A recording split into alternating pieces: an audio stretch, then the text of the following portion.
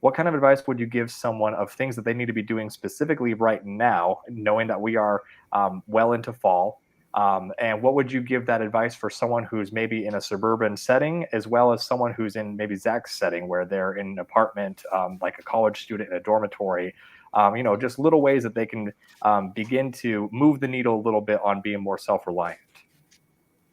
It's our kids are all adults, and they're all in apartments and back in so we encourage them, and we always encourage our subscribers, just when you go to the grocery store, buy one extra of something. Don't everybody says skip the coffee, which is great. Skip, if you can go without your Starbucks, your $6 coffee. I mean, that's going to buy you 2 or 3 bags of dried beans. Okay, doesn't sound all that appetizing, but it does a lot for your psyche, knowing that, okay, I've got some extra food in the pantry. So each time you go buying it, instead of buying 1 can of soup, buy 2. I'm not saying go into debt for it. I know a lot of people right now are using credit cards to pay for food, and that's a desperate situation in its own. But buy a little bit extra. My kids used to tease me about, oh, Dad, you're being a prepper kind of thing. And then when the toilet paper shortage hit, they're like, oh, maybe there is something to this. So just buy a little bit extra if you can. You don't have to run out and buy freeze dryers and buy all the MREs and things like that. But buy one more if you can, and get yourself out of debt as quick as possible. That will help you in the long run. But well, and I think if you're in an apartment, like you said, you can buy some extra food, but do you have a balcony that faces the sun? Can you throw some containers out there? Obviously we're going into winter right now. We do have a small fall garden that's going with like spinach and kale and things of that nature. But we know pretty soon, our weather's getting cold early here. So we probably won't have that fall garden, but we have some other things to fall back on, thankfully.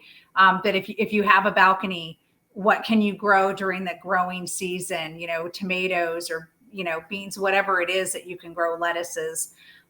If you're out west where the weather's great, then maybe start looking at preparing a garden. If you can go find somebody that doesn't worm their animals and pick up manure for them, maybe go to a farm. Like if you like, a Zach situation, right? He might be in an area where there might be a homestead or there might be a farm.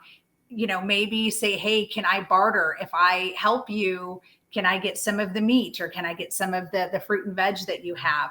So there's options that you have to do things, not only stock up and stocking up too. I know a lot of people stock up for, SHTF and they think it's, Armageddon. But SHTF can be as simple as a job loss. It's something that really affects you, right? So there might be a job loss. So right now, that bag of rice might be $20, but next month it might be 30 or 35. So you're protecting yourself from some of these higher prices as well. But go see if you can barter, plan if you have the space. There's a lot of people that are in suburban settings, but they still have small yards. Look at setting up a garden next year. Buy seeds now. We don't know what the seed situation is going to be next year. So get some seeds now. Start watching some YouTube videos. Start reading some books. Get to know your neighbors. Yeah. Because if things get bad, they're going to be the people closest to you, and you kind of need to know them. Because, if you've got somebody that's, well, we don't need to go into that. It's just, it's good to know your neighbors, and maybe between the two of you, you could grow a garden, two of you, or, however many, you can grow a garden. If there's a community area, and if you're in an HOA, maybe you could get an exception to have a community garden there where everybody chips in and works it. Well, yeah. And there's also senior citizens that might have the yard space that you don't have, that you might be able to say, hey, I'll share the food. Let me do the work. I'll share the food with you. Can I use your yard space? Right. So there's options that you have out there. And if for whatever reason you don't want to do any of those options, or you can't, like you said, just get some extra food. Rice, beans are usually inexpensive.